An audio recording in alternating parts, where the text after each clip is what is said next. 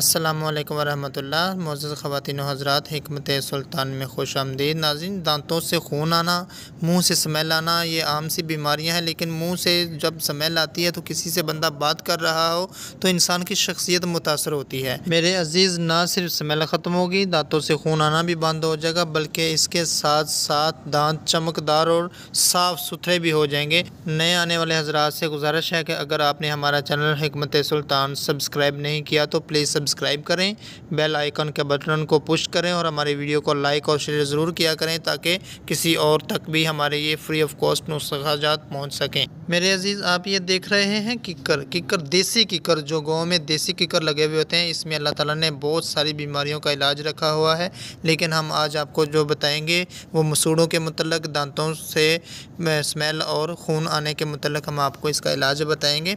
तो इंशाल्लाह आप नोट कर लें कि ये आप गौर से देख लें। देसी किक्कर की आपने मिसवाक लेनी है, ताज़ा देसी किक्कर की मिसवाक।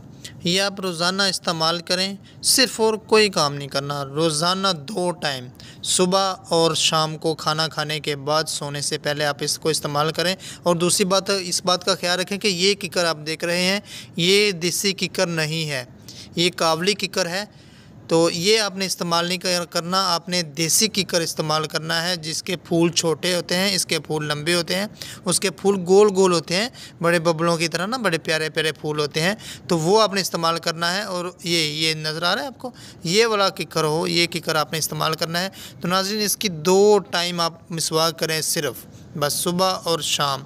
इसके बहुत सारे फ़ायदे हैं। इससे आपका मैदा साफ़ हो जाएगा, आपका खून साफ़ होगा, आपके दांतों से खून आना बंद हो जाएगा, दांत चमकदार हो जाएंगे, मुंह की स्मेल ख़त्म हो जाएगी। और इसके बहुत ज़्यादा फ़ायदे हैं जो आपको इंशाल्लाह वक्त के साथ आपको पता चलेगा कि आपकी इसकी मिसवाक आप मतवातर कर रहे हैं। 1 महीना आप हमारे कहने पर करेंगे, उसके बाद इंशाल्लाह आप इसको छोड़ेंगे नहीं, आपको इसके मोजज़ाती फ़ायदे मिलेंगे। अस्सलामु अलैकुम वरहमतुल्लाह।